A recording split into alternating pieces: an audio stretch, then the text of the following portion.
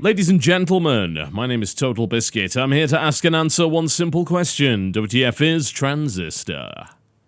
How I have been looking forward to this one. Why? Well, because it's from the guys that brought you Bastion, which was one of my top games. In fact, it was the top game of that year. Absolutely loved it. What an incredible start for that company. And strangely enough, it sounded from many interviews like that was going to be their only game, and thankfully that was not true. I was able to preview a very early version of Transistor at PAX quite some time ago, and now I'm able to bring you my opinion on the full product. So as I mentioned, it is from the creators of Bastion Supergiant, and it is not the same as Bastion, not at all. It is still a sort of pseudo-isometric action RPG, certainly, as you can see.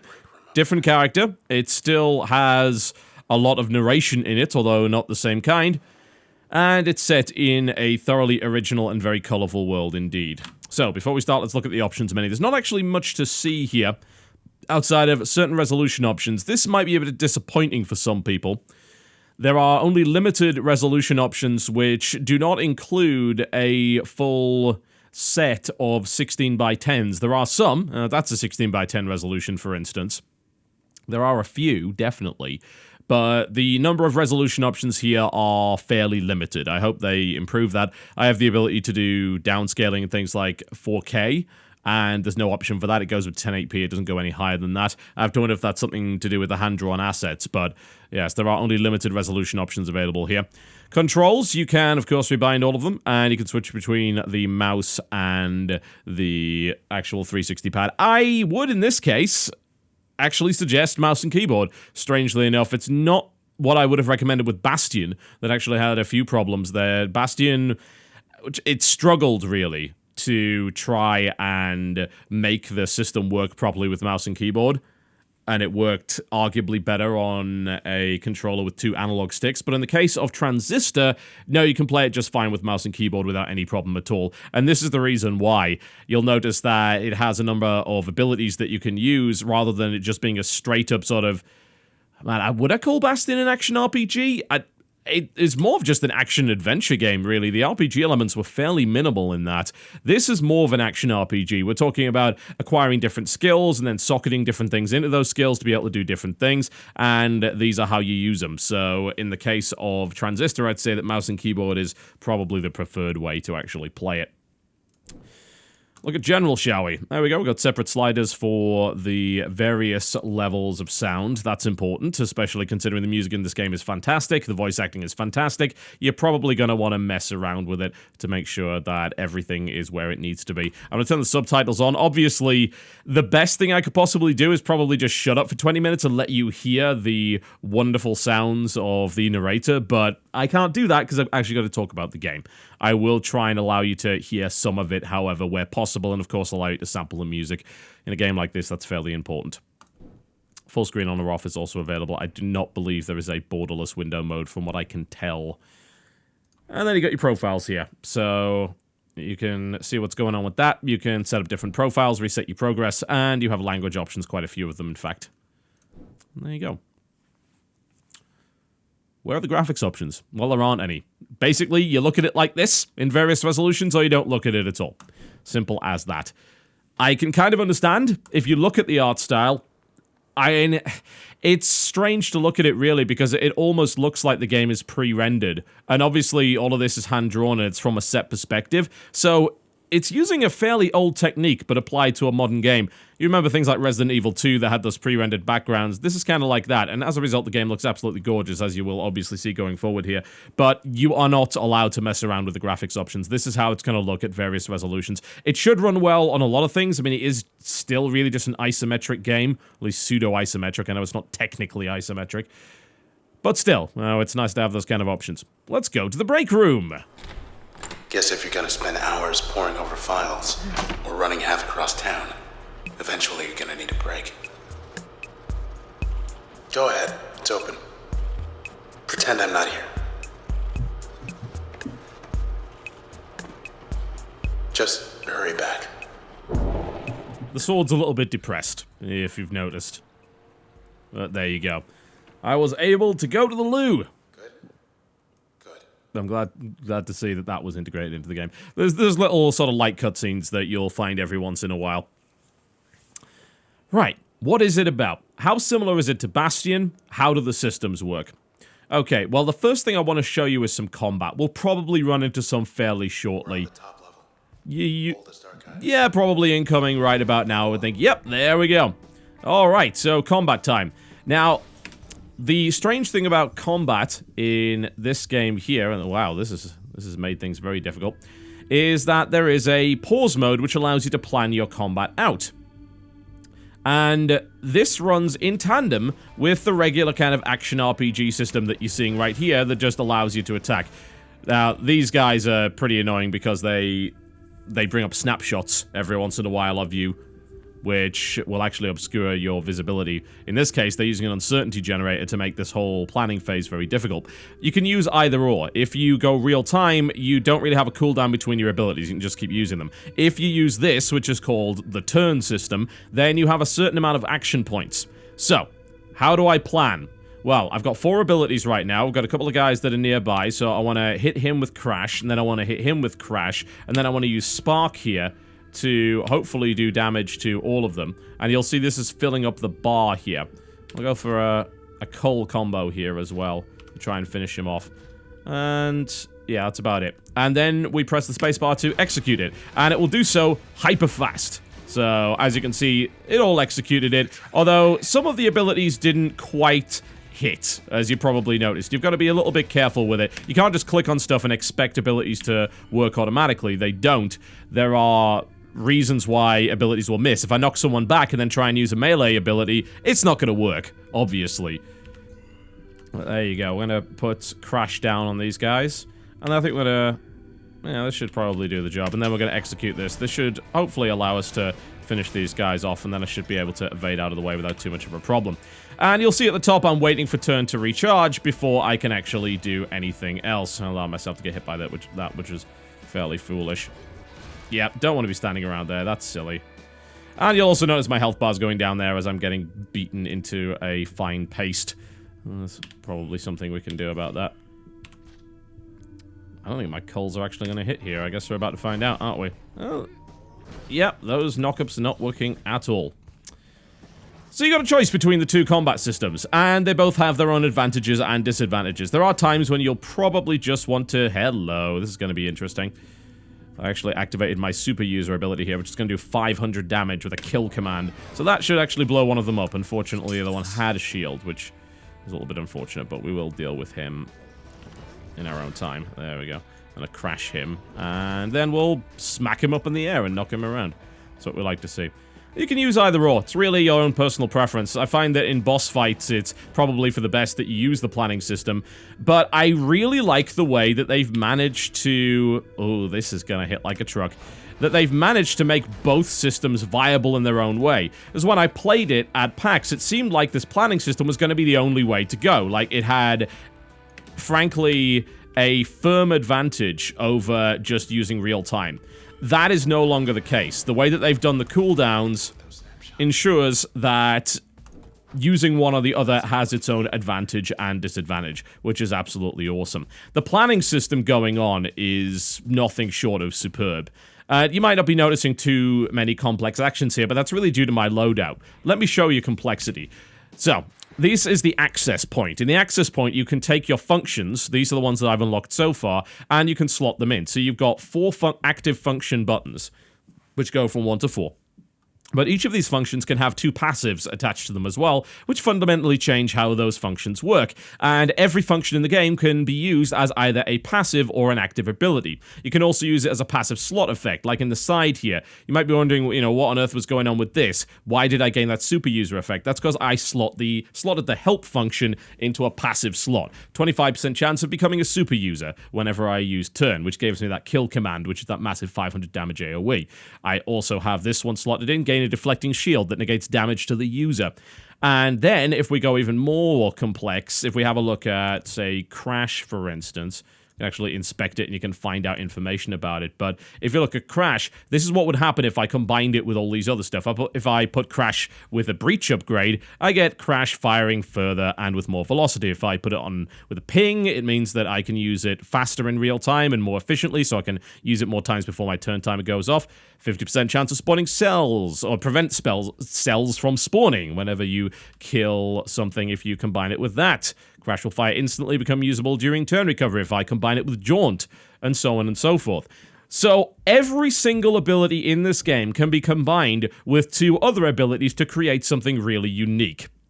How do you do it? Well, let's strip off all my abilities and let's create a loadout, shall we? And show you exactly what's going on with that. Okay, so you got this memory bar over to the side, and it is upgradable throughout the game to allow you to install more functions. Each of these functions has a certain amount of memory that it takes to install, and some of them are very basic, like Crash.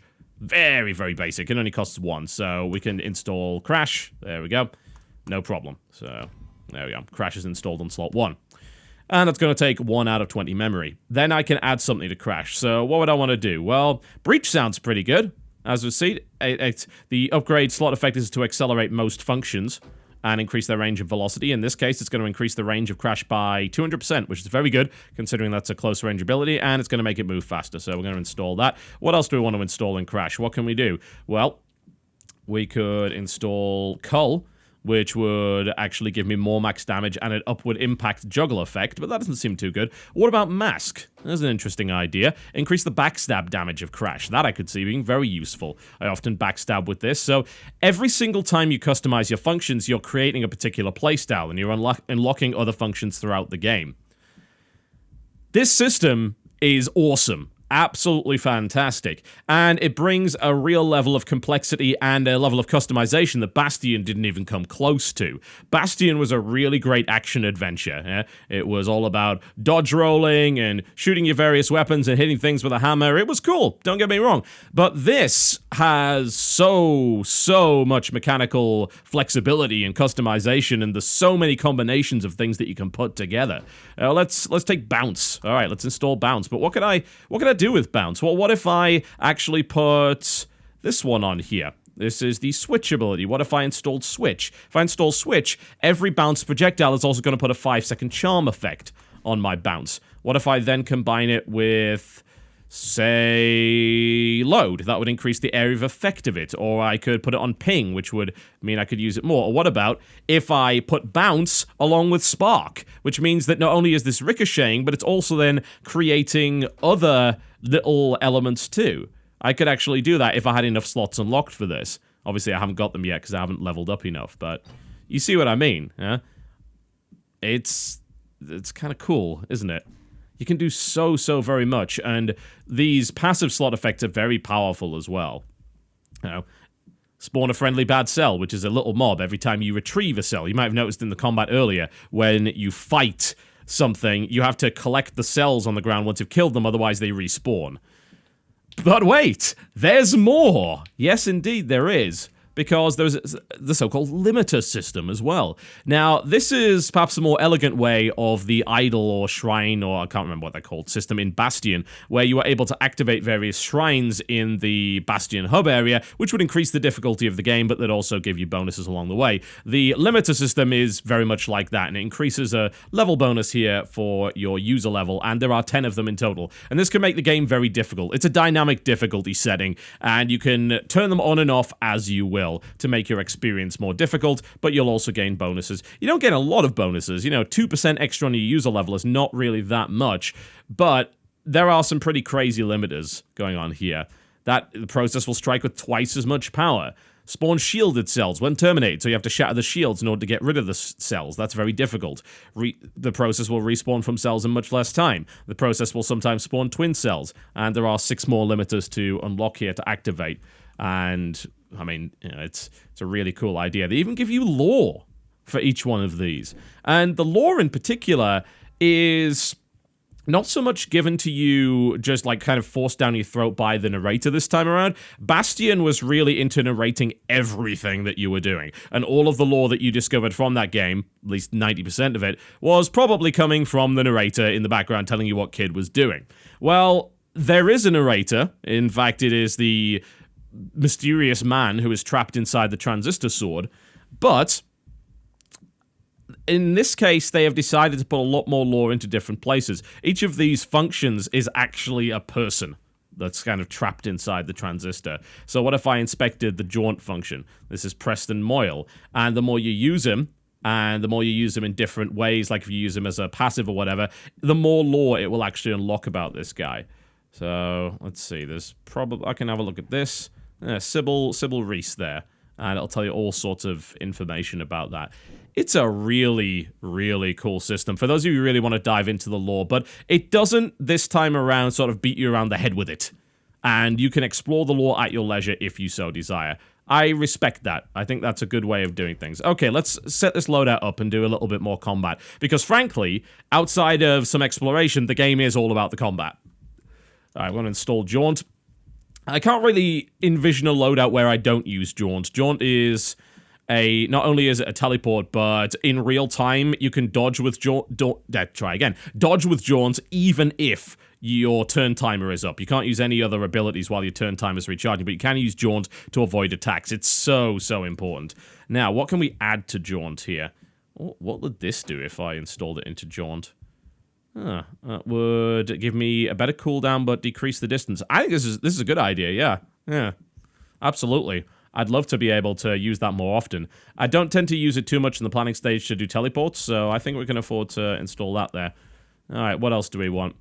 We could put Help in, but I like the super user thing. Help on its own actually summons this kind of cyber dog which fights for you, which is really cool. But I think I would like him to be in my passive slot for that super user power-up. I really like that. And let's... Do I want the shield? What about this? The spawner-friendly bad cell thing. I like that. We'll put that in my other passive slot. You can have up to 4 major passives there. And that leaves me with 4 memory remaining. So I'd probably... I like Ping. Ping is pretty good. We could take that. So we'll just install Ping. It's a very fast attack. Doesn't do a lot of damage. And that leaves us with 3 memory. So I guess we'll take Load. This would be interesting. This allows me to show you some very interesting planning and interaction-based stuff in the combat. Cool, so we now have a brand new loadout. Now, what's really interesting is the health system in this game. You might notice there's a health bar, and you're thinking, well, you know, what's the difference there? You know, obviously it's just a health system. Well, no, it's actually not. Every time your health goes down to 0, one of your functions will overload and be disabled, and it will only come back online after you've passed a certain number of access points. So, you will take damage and you will actually lose abilities. This is a very smart way of doing things. Why is it a smart way of doing things? I can tell you, and I certainly intend to. It's smart because it encourages you to use different abilities, since the chances are you are going to end up losing access to some of those abilities at some point. Kaboom. There we go. That worked pretty effectively. And we've got our little bad cell helping us out here as well. Ooh, and we got kill. Excellent. I'm going to head over to here. And... oh. I can actually move around pretty much wherever I want under this mode. It's just difficult to see my target. Let's just blow up this area in general. That should do the trick. Kaboom. That's what we like to see.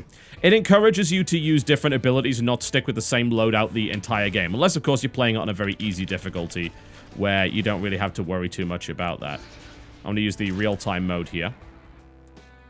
And then I'm going to attack that, which will cause it to explode. And then I can head around the back. I can do a backstab on him. And then I can just repeatedly ping him in order to kill him. And just go rapid fire and take him to pieces. There we go.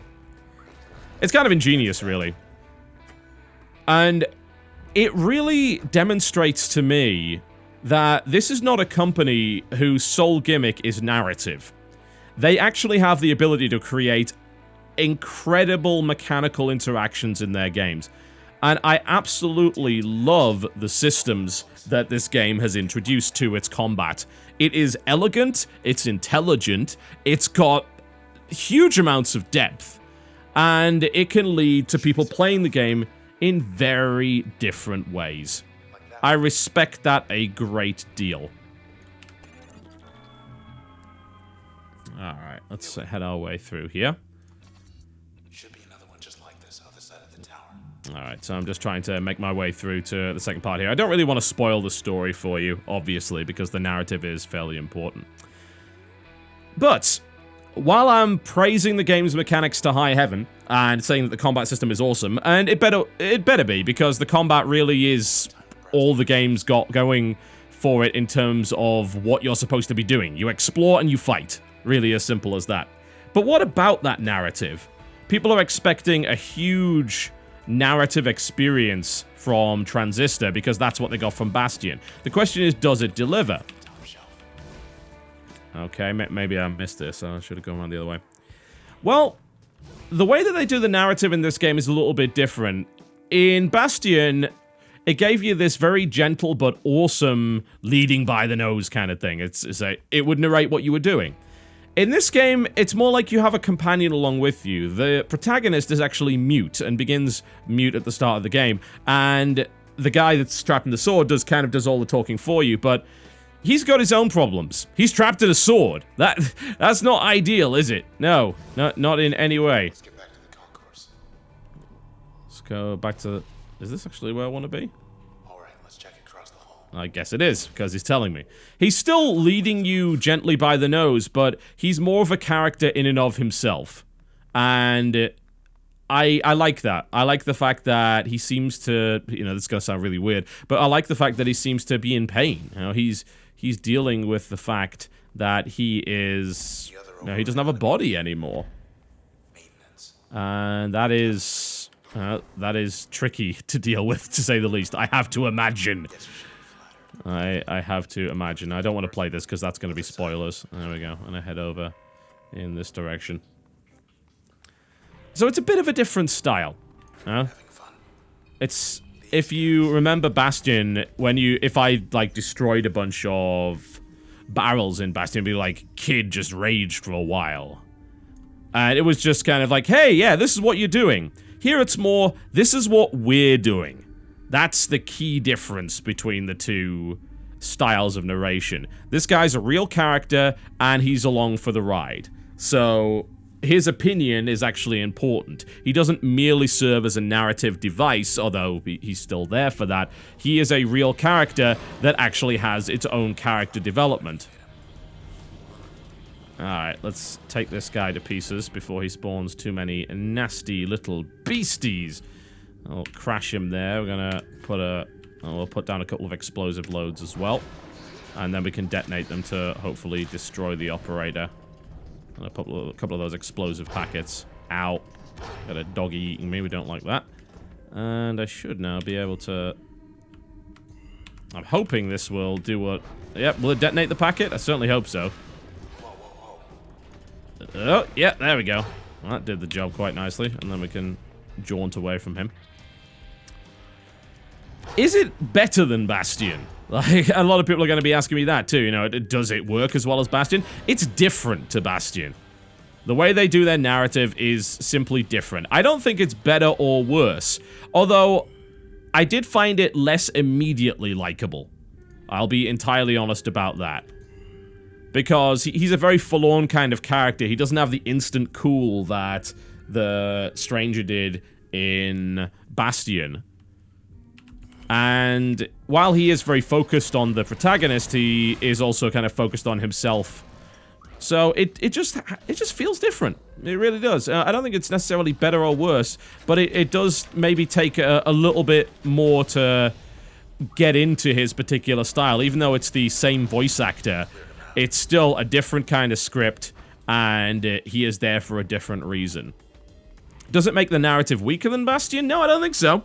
In fact, I would say that the world building in this title is probably stronger. I think it is probably better than Bastion's.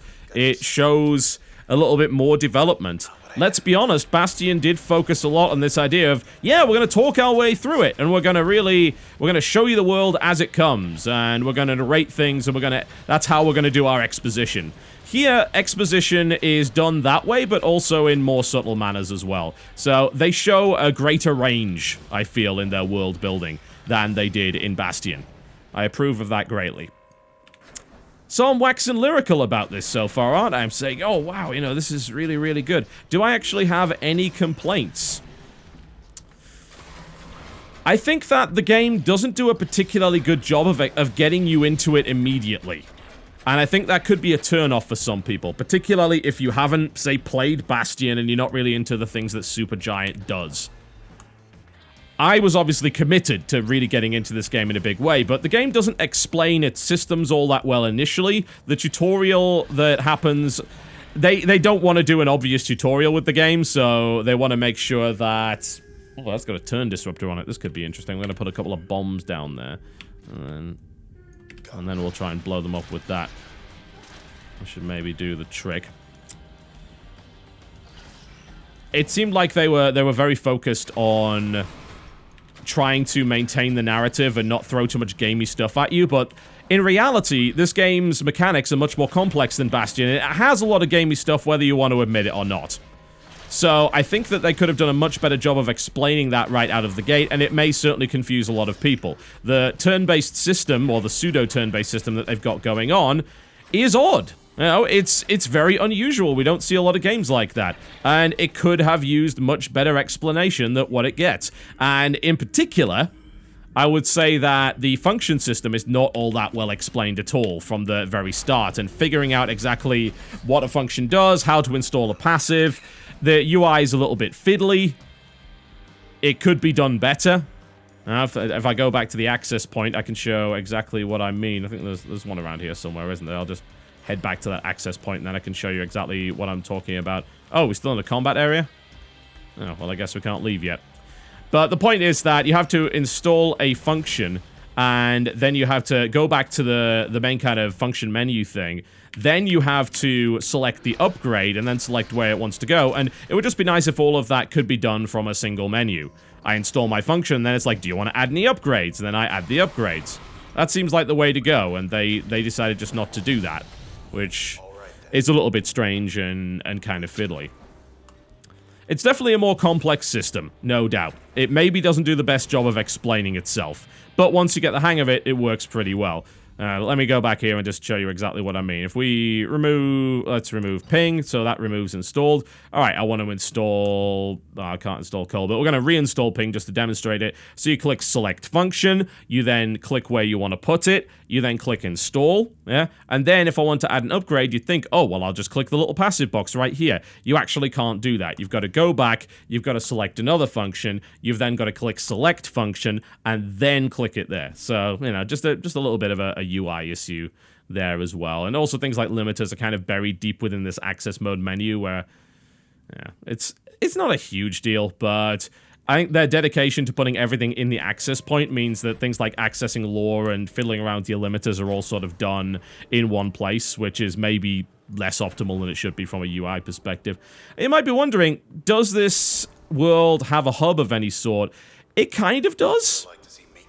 It kind of does. It's got the so-called back door, which leads you to an area called the sandbox that you get into very early on, which has a bunch of challenges, again, very similar to the way that Bastion did things, which will allow you to unlock more experience. There isn't really an economy in the game of any sort, and the upgrades that you get are purely bound to levels, so you're not going to be getting cash or anything like that in order to get upgrades. You're not going to be buying anything from stores or anything like that either, so just bear that in mind. But the sandbox challenges are there to teach you various different ideas to make you better.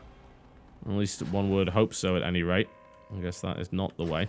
To make you better at things like the turn-based combat, as well as the real-time, and they kind of challenge you in both. There's speed challenges, there's planning challenges, where it says, kill all of this in one turn. All that kind of stuff. Oh, they're giving me jump ratings. That's very nice. Those little augmented reality things that pop are really rather fantastic. Round and round. Yeah, no kidding. Actually, I have no idea where I'm going here. Backstage access. There we go. That's what I like to see. Not now. That looks unpleasant, but I will fight it regardless. I don't have too many bad things to say about it.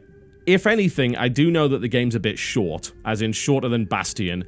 I have heard from all of kind of my friends in the industry that have beaten this game that 4 to 5 hours is what you can expect. It does have a new game plus mode called Recursive, which will actually randomize up the encounters, let you keep your user level, and try out new combinations of the limiters. But there, I think, is perhaps the biggest potential problem that Transistor has. If you treat it as a purely narrative experience, then what's going to end up happening is you beat the game in 4 or 5 hours, and you may not actually have the willingness to play it again. That could be a real problem, because they are expecting you... Oh, what a hit. They are expecting you to play it again. And if you don't, well, that's... you're going to be saying, oh, $20 for a 5-hour experience, was it worth it? In my opinion, I'd say absolutely it is, because this game is an absolutely beautiful title. And to say that it's a work of art wouldn't be an overstatement. I think it's actually a very fair way of looking at this. It is. It is a literal work of art. It looks absolutely beautiful. It's a title that has a huge amount of love poured into it and is cram-packed, or jam-packed, or both, perhaps, with original ideas when it comes to either the world that they have built or the mechanics that they have used to make that world enjoyable to fight in. And of course, you know, the narrative is still really, really good, even if they've done it in a slightly different way. And you, young lady, are going home. Thank you very much. Well, so that dealt with. Got myself a load of friendly bad cells that are trying to help me out here as well, which is always lovely. It's... would I go as far as to say it's a masterpiece? Probably. Now, it's heartbreakingly beautiful, honestly. And it's a very forlorn story as well. You know, it's about a woman who loses her voice and a man who loses his body. And you're trying to deal with this strange so-called process, which is causing problems for your beloved city of Cloudbank, and trying to find out the motivations of the various characters and organizations. It's a very lonely game. Now, you're constantly accompanied by this one particular companion who, of course, doesn't have a body. And you have occasional interactions with other characters. Usually you either fight them or you hear messages from them via the terminal. But within the I think I've been playing this for about 2.5 to 3 hours. I've not encountered another character. At least not in the world itself. I've been just fighting things constantly. But that doesn't mean that the world is not absolutely steeped in character and isn't built in an absolutely fantastic fashion. The world building of Supergiant is getting to the point of almost being second to none. It's that damn good. And Transistor, I think, has taken that to the next level by not just relying on the gimmick of the narrator. He takes not so much a backseat, but he's not as important. And they have shown that they're also competent in building worlds without just relying on that. They're able to give you the lore in different ways that's both optional and really interesting to discover. You can explore different areas of the map to find out pieces of lore, and you can even read up on it in terms of your loadout. The fact that your skills are pieces of lore in and of themselves, I mean, that is just... The game just oozes creativity, doesn't it? It absolutely oozes creativity. Man, I love it. I really do. Let's check near the big door back there. I'm looking forward to doing a second playthrough on Recursive. I'm looking forward to finding out what the end of the game is going to involve. I very much hope that the ending is going to be very satisfying, just like it was in Bastion. Haven't got there yet. I'm looking forward to getting there. But everything that I'm seeing up to this point says to me that they've got another winner on their hands. I do have a feeling that it will not perhaps meet the same critical reception as Bastion did. What Bastion did well was very straightforward and obvious to pretty much everybody. What Transistor does well is perhaps a little less obvious. It's a little bit more subtle, but it shows maturity. It shows that Supergiant have developed as a developer. They have... I wouldn't even say that they were... Man, it's unfair to even say that they've grown up, because that implies that they were childish previously, and they obviously were not. But they really have grown as a developer. And I love the emphasis on mechanics without sacrificing narrative. It shows that you don't have to sacrifice one for the other. You absolutely do not. I've never believed that you had to, but some developers do seem to believe that, and their way of telling stories and developing worlds and doing the exposition is really ham-fisted. And it doesn't have to be, and Supergiant again shows that. Transistor's a very important game, I think.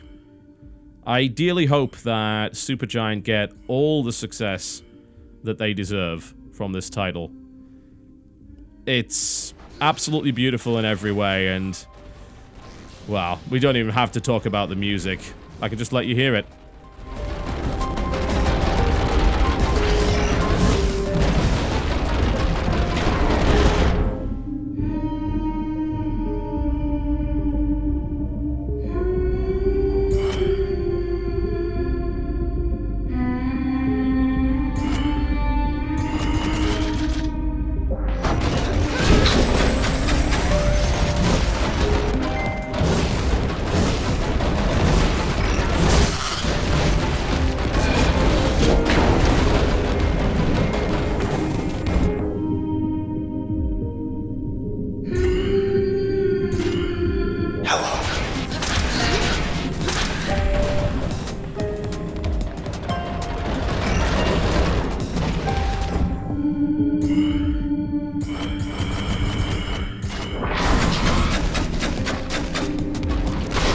Just gorgeous. Absolutely gorgeous. Every track in this game sounds brilliant in its own way. Just like Bastion. Artistically brilliant. The world design is incredible. It's one of the most beautiful looking games I've ever seen. It's one of the most beautiful sounding games that I've ever had the pleasure to play. And it also happens to be the full package because it has that mechanical complexity. Like I say, the only disadvantage I think is that it may very well be too short an experience, but as I've always said, better to have a really great short experience that doesn't outstay its welcome than something that drags things out unnecessarily. That said, you know, it's a value judgment.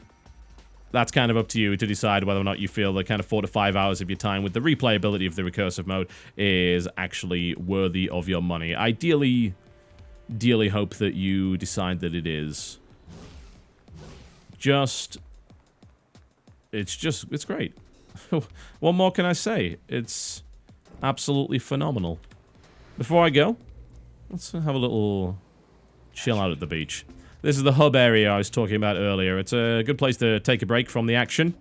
The world itself doesn't involve you teleporting around the place. It is very cohesive this time around.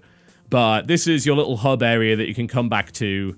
Not whenever you want, you can't teleport out, but you'll find back doors around the world that allow you to do that, and you can mess around with things like the ball, you can play with your little cyberdog Luna. You can unlock music tracks through the challenge system as well as gain experience, and you can, of course, play it all in here. You can play, I think my favorite is, Stained Glass is pretty high up there. It's pretty damn good. Oh, and Red can hum as well.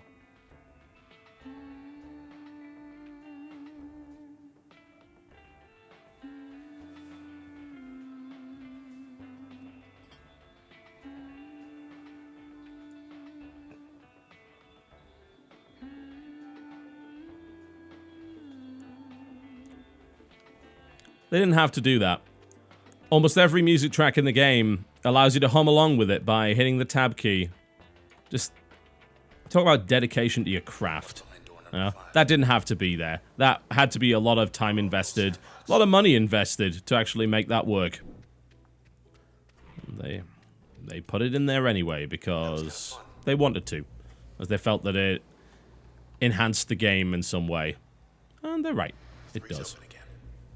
Transistor's amazing. Absolutely incredible, as far as I'm concerned. And I hope that you enjoy it as much as I have enjoyed it up to this point.